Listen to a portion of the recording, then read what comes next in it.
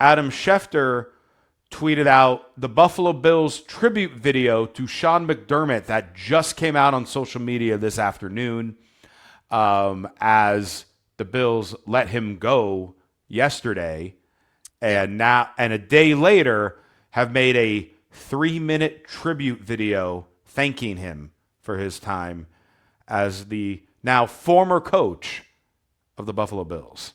Yeah, this one came up and shocked me a little bit.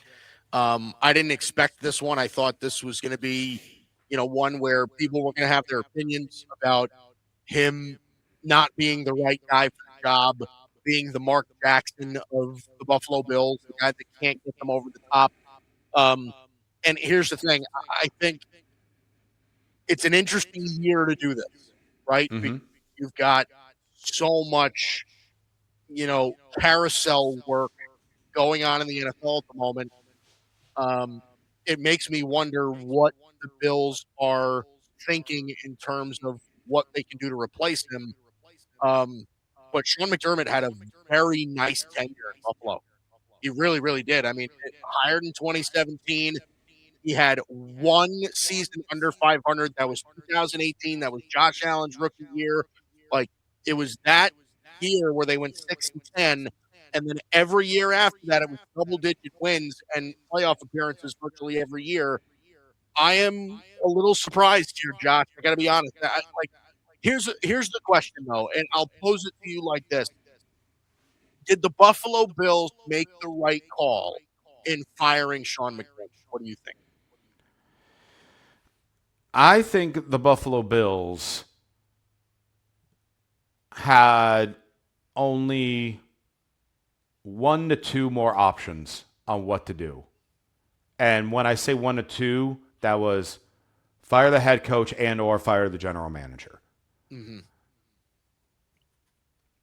Sean McDermott, as you said, wins-wise, incredible for them. Brought the Bills to the playoffs for the first time in something like 17, 18 years.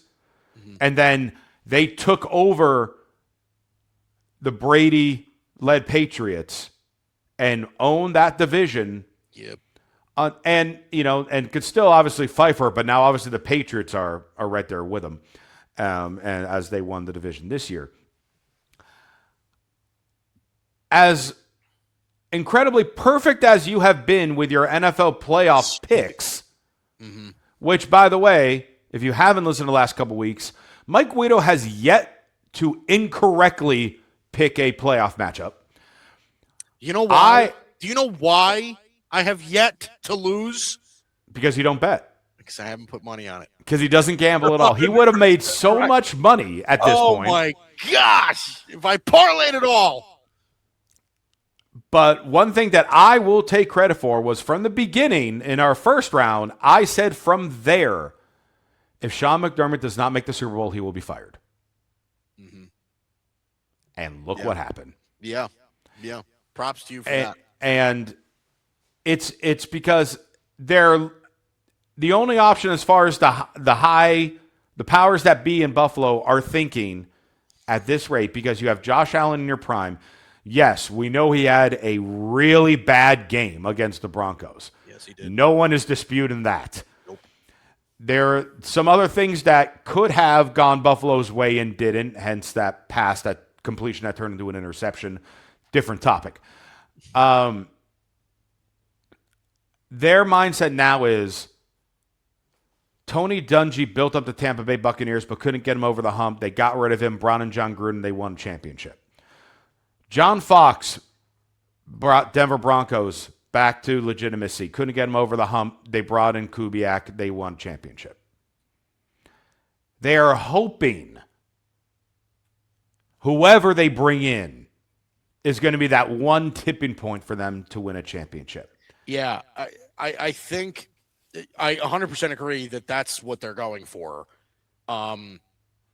I think the Bills made the wrong call of the decision that you said, right? Mm-hmm. The decision that you proposed was they fire their head coach or they fire their general manager or do both. Right. I was expecting both, honestly. I think they should have fired Brandon Beane. Mm-hmm. he has drafted 2 Pro Bowlers in 8 years. That's a real issue, okay? The Bills roster, and I actually think the Bills roster is a fairly good one, but I also think that outside of Josh Allen and James Cook, they don't have another star on the roster. They don't, right? Their offensive line is filled with pretty good, right? Deion Dawkins is a pretty good left tackle. They don't have any star receivers. That's been noted. I mean, and obviously since Stephon Diggs left, that's been more than true. Defensively, I would say the same thing. Most of their defensive line are rotational pieces. Joey Bosa at this point of his career, guys like Greg Rousseau and AJ Epinesa and guys like that, like they're all rotation. They're solid players, but rotational pieces. They don't have a superstar linebacker. Matt Milano is the closest thing they have to that. And as a corner, what? Christian Benford is their closest thing. Like they just don't have, like outside of Josh Allen and James Cook, those are the only 2 star players that they have on that roster. That can't be the case for a Super Bowl contending team. I really think that Dalton Kincaid could be a star. The problem is he keeps getting hurt. Right. And to your point, as far as, with the general manager moves. So, yeah, you haven't drafted anybody. And then you've tried to bring in some vets. You tried to bring in Von Miller. Didn't work. You tried to bring in Amari Cooper. And didn't work. Mind you, they paid Von Miller a ton of money over there. They paid Von Miller handsomely. Yep. They paid him, didn't work. You brought Amari Cooper, didn't work. You brought in Joey Bosa. So far, not working. To the extent of what they're hoping. So,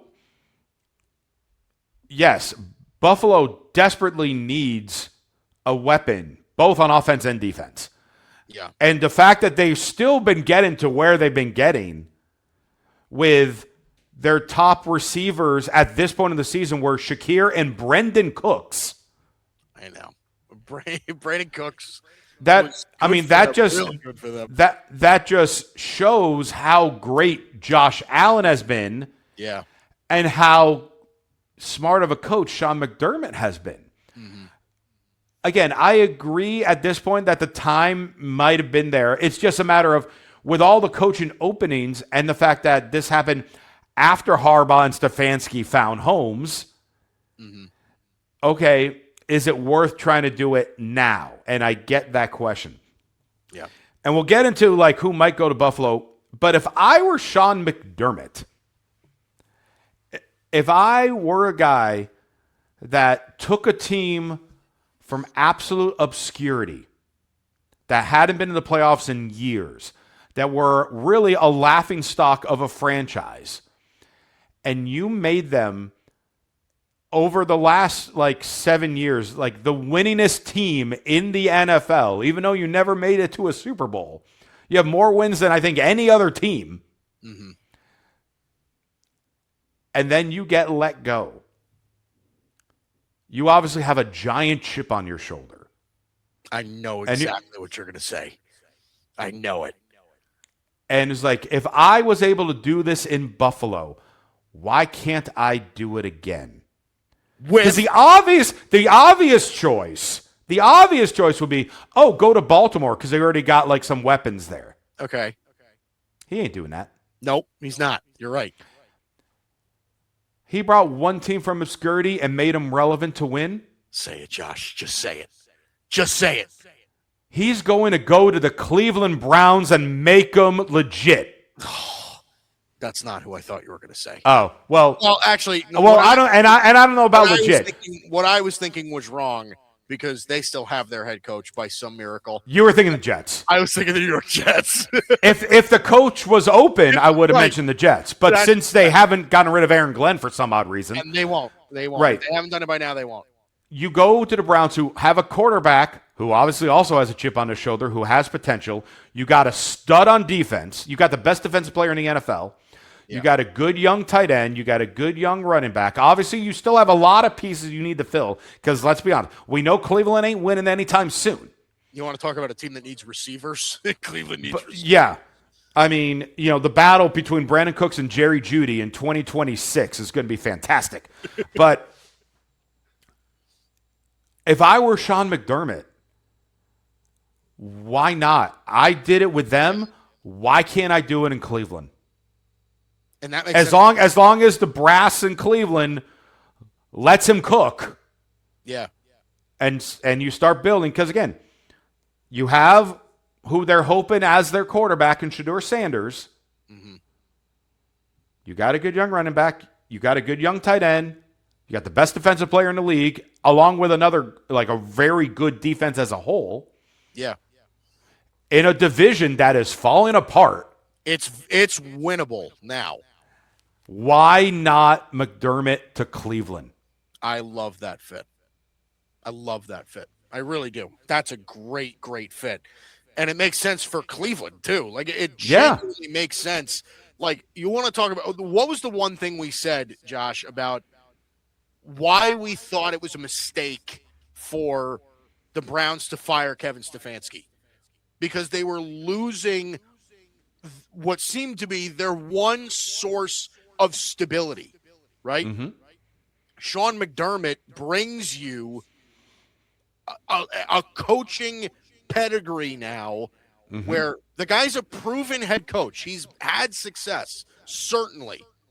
It brings a certain level of stability. You know that Sean McDermott can do the job without noise, without dumb crap, like none of that. Like, I get it. And Sean McDermott's had his criticisms, but the success he had in Buffalo is undeniable. You can't pin that on anybody else, right? It is truly unbelievable what he's done. So I love that fit. I genuinely do. Now, here's the thought I have. The immediate thought is, a lot of people are saying Brian Daboll goes back to Buffalo as their head coach. The only way I see that happening, Josh, is if somebody else hires Joe Brady. I think the only way you hire Brian Daboll as your head coach is if Joe Brady leaves for another job. That's the only way that makes sense. I just personally feel, just my opinion, Daboll should stay as an offensive coordinator. He'll probably get another shot at the head coach by somebody, and I get it. I think he'd be a better fit with combining with someone. But I just saw this, so I guess mini breaking news here as well. Speaking of coaches, Tom Pelissero has reported former Dolphins coach Mike McDaniel has informed the Browns he is withdrawing from their head coaching search ahead of a scheduled in-person interview. And he is still a candidate for the Ravens and Raiders head coaching vacancies, but is interviewing for the Chargers offensive coordinator job today. So if Mike McDaniel is pulling out from the Browns, if the Browns are thinking of giving him a shot as a head coach, where he, more so than Daboll, should be offensive coordinator than a head coach, in my opinion. Why not McDermott to Cleveland? Like, seriously, they really should. And if Mike McDaniel becomes the offensive coordinator for the Chargers and put him with Jim Harbaugh, I love that pairing. I love that too. I think that's the best thing he could do. I also think it would be hysterically funny is if Mike McDaniel became the coach of the Raiders and you have Mike McDaniel and Fernando Mendoza leading the Raiders. Do you want the Raiders to be a sitcom? Because that's what we're getting it to right now. Oh my God, that would be like Good Luck Charlie, but football. Like, that's what that would be. It really would be. That's like the middle. It really, like, you'd have Brick Heck as the quarterback, and I don't know maybe Sue would be Mike McDaniel. I don't know. I'm rambling. Anywho, so now though with Buffalo, who could Buffalo try to bring in? Like I said, if they're trying to do this Tony Dungy, John Gruden, John Fox, Garrett Kubiak mentality, yeah. Who is the guy? Is it a Brian Flores or a Jesse Minter? I Both, don't. I think, will get head coaching jobs. I don't think they will get the Bills head coaching job for this type of thing. Yeah. I don't think Brian Flores is the answer. For Buffalo, I don't think so either. I just don't. And maybe he's the answer somewhere else, not for Buffalo. Not for Buffalo. Like Brian Flores has a very rigid edging to him that I just don't know is going to mesh well with Josh Allen. I just don't know. I would like Brian Flores either in Pittsburgh or Baltimore. Yeah. I think he could work with that. And Pittsburgh still is known for their defense. I think he could help resurrect Baltimore's defense That would be as the head coach. But as far as a head coach from Buffalo, I know this sounds like total insanity, but why is the only name that's popping in my head Bill Belichick? Yeah. I mean, I don't want it, I don't. but why do don't- I feel like that could very well happen? For some reason, I just think that Belichick's NFL coaching days are over. And just I don't want them know. to be. I want to agree with you. I want that to be right. Well, listen, I'm with you. I just, it really is hard to say like who we think has the secret sauce to get them over the hump, right? It really is because at that point you're throwing darts at a dartboard and hoping that something clicks there. Yep. Because that's the thing. Like I don't know if you're. A lot of times when you have a really good offensive coordinator, you hire a defensive head coach, right? Or vice versa, right? If you have a really great defensive coordinator, you hire an offensive head coach.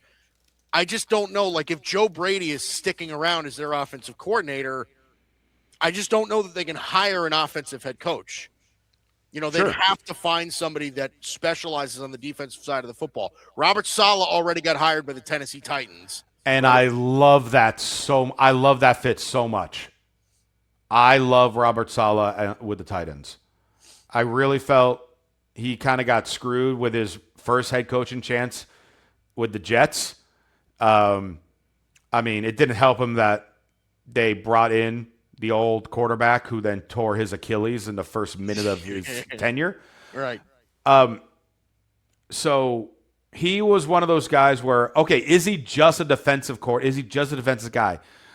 I don't think we know yet because of what his tenure was with the Jets. Now we're going to find out. If Tennessee never shows any signs of improvement, he's just a defensive coordinator. He doesn't deserve to be a head coach anymore. But now you're coming in with a solid young quarterback who obviously still needs to be developed. You got a couple good defensive players. You're going to have a top draft pick. You obviously are going to get time to completely rebuild this team because they need it. Right. And as much as this, I think, helps the Titans, I think it hurts the Niners more. That he's gone. It's such a good fit for him in San Francisco. It just works. Him and Kyle Shanahan work so good together on that with both sides of the football. I genuinely think that that's such a good fit. One name that I think sticks out to me is Vance Joseph. Now that seems like something Denver, right?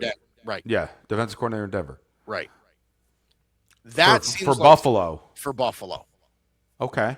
Now again, Vance Joseph again was the head coach in Denver, and it didn't work out. And now he's their defensive coordinator under Sean Payton, and it is working. Their defense is very, very good.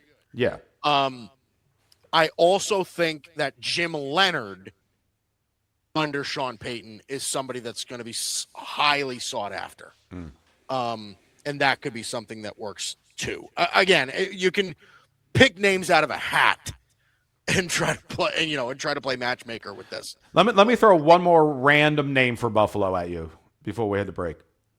What about John Gruden? I was thinking about Gruden. I genuinely was thinking. I genuinely think that Gruden will coach again. Mm-hmm.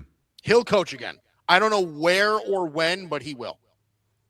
In the next year or so, I think he's gonna coach again. Somebody will hire him. I just don't like the stigma with Gruden.